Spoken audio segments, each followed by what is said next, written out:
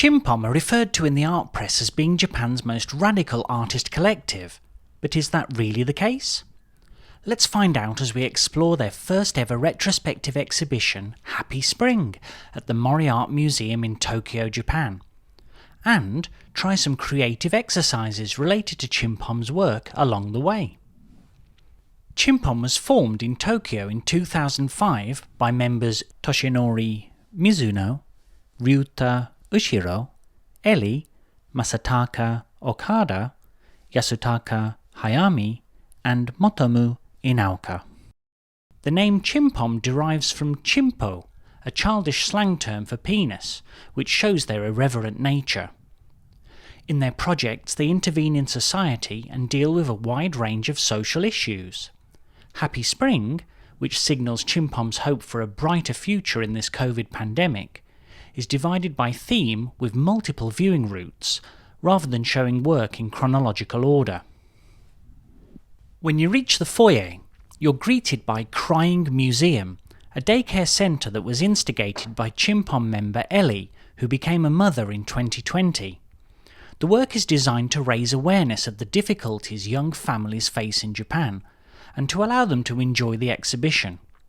And there were certainly far more families with young children enjoying this exhibition than when I visited Mori Art Museum in the past. What else could be done to make museums more accessible to young families? When you enter the first part of the exhibition, under the theme of cities and publicness, you feel like you're in an underground space. With its low ceiling, spotlighting, multiple sound sources and screens, the overall effect is disorienting. The Mori Art Museum is usually presented as a white cube space, on one floor rather than two, but this installation really conjures up the grimy energy of the mid-noughties Tokyo presented in Chim Pom's early works. Here we have their video Super Rat, a play on the term superflat coined by artist Takashi Murakami, which shows Chim Pom catching rats in the Shibuya district of Tokyo before they stuffed and dyed them yellow to look like Pikachu. And Black of Death, another video featuring animals, this time crows that chase Chim Pom through the streets of Tokyo as they play recordings of these much maligned birds. Like the rats and crows that appear in their early works, Chim Pom have proven to be resilient, still working together 17 years later. If you could form an artist collective with any other artists, who would you choose and why?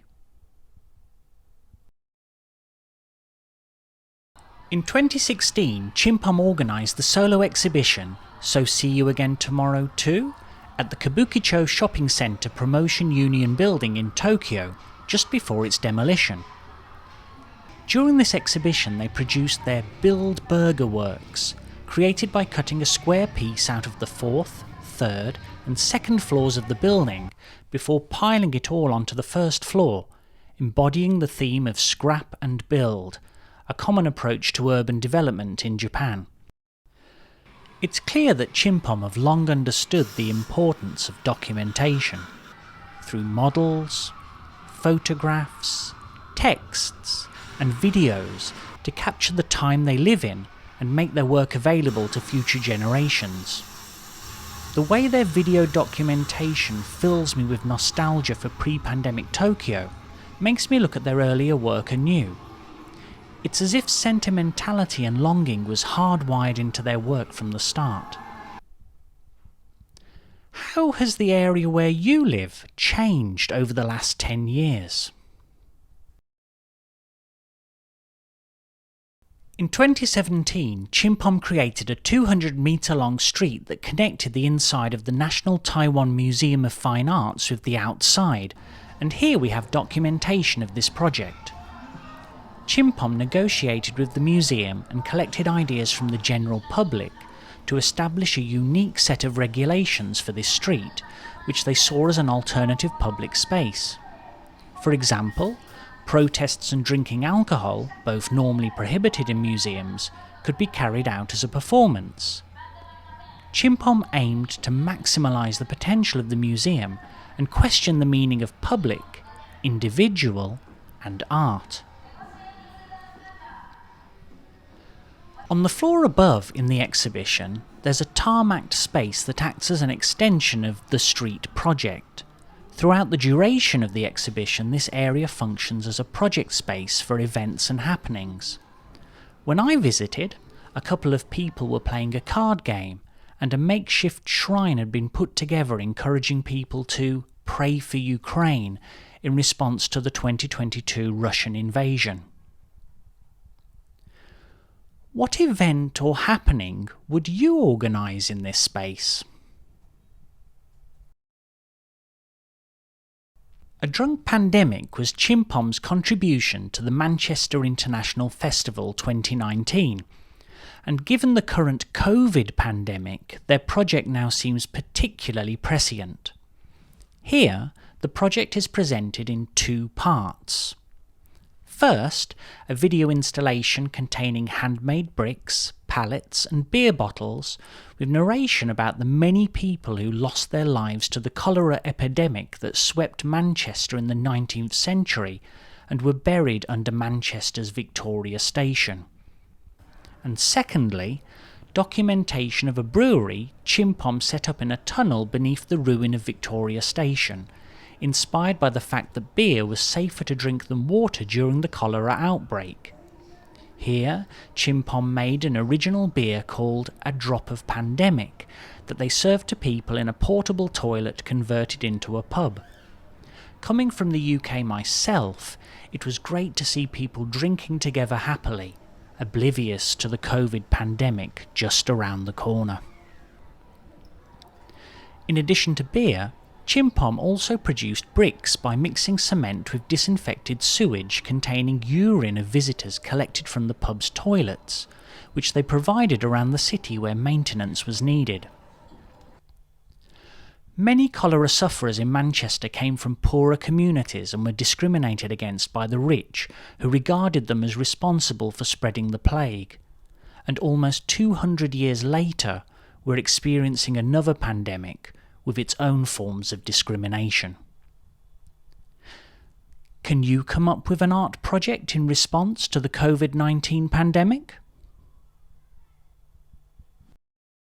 Making the Sky of Hiroshima Pika shows the moment in 2008 when Chim Pom chartered a skywriting plane to write the word Pika, evoking the flash of a bomb, above the A-bomb dome in Hiroshima. The artists state that they wanted to evoke, through slowly disappearing vapour trails, the way memories are fading of what founded the peace of contemporary Japanese society.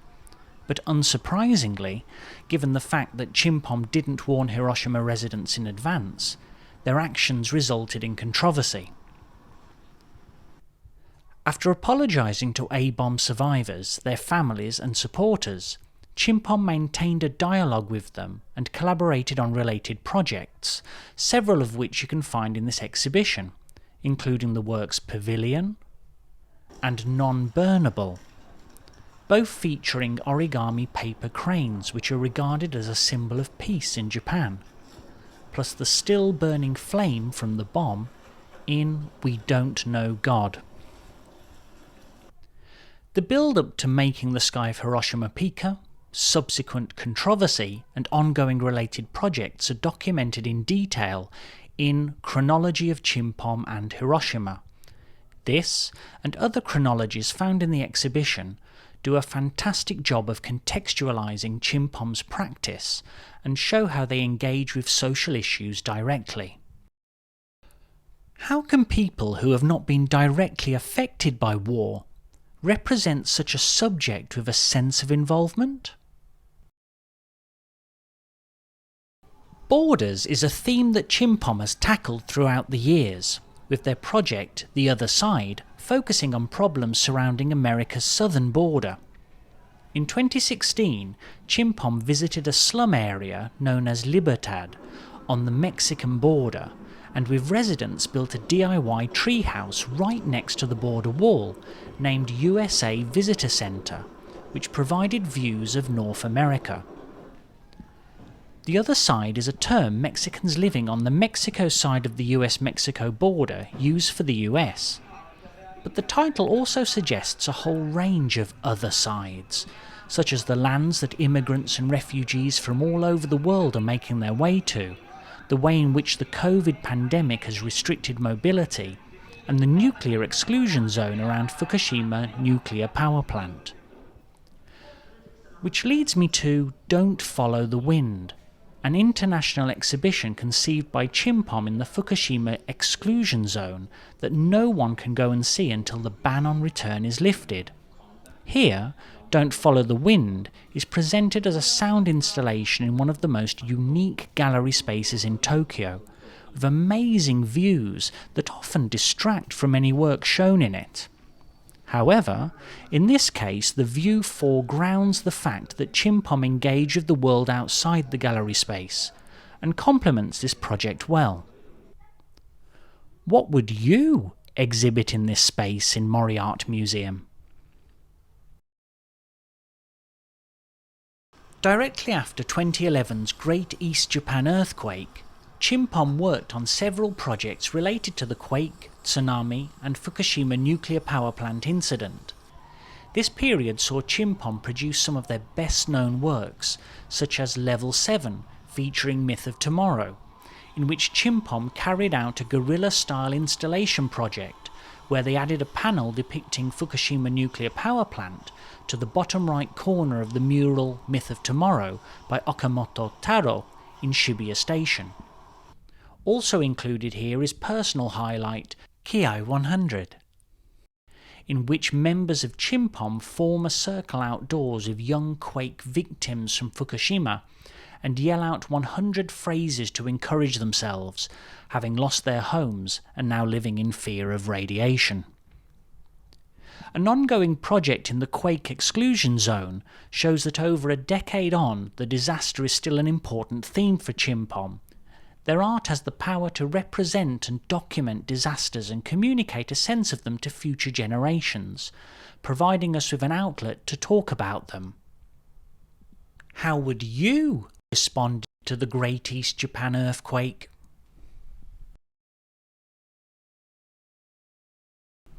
In May 2020, Chim Pom installed billboards painted with cyanotype sensitizer in locations around the capital for a project during Japan's COVID-19 state of emergency. The texts on these billboards were designed to be unexposed and left white, while all other marks were created by the elements over time. What message or image would you put on a public billboard, and why?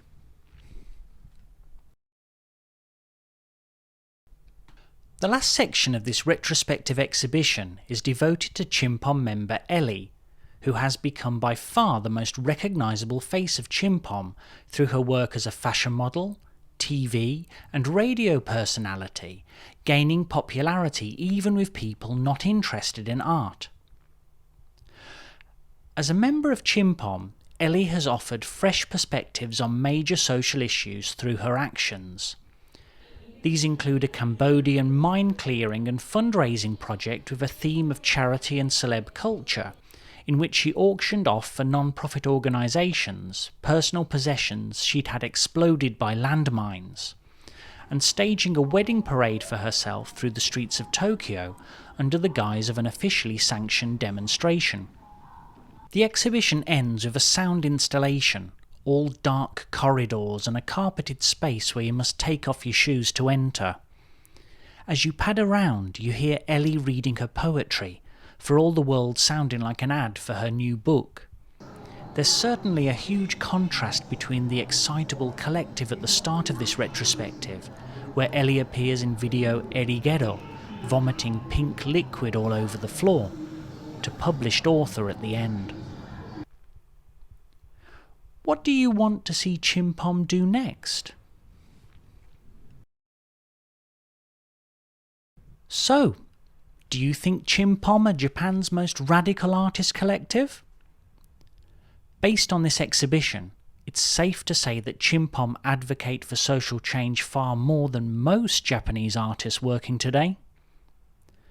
The exhibition Happy Spring is well worth a visit, as there's so much to take in. I mean, I was there for over 3 hours.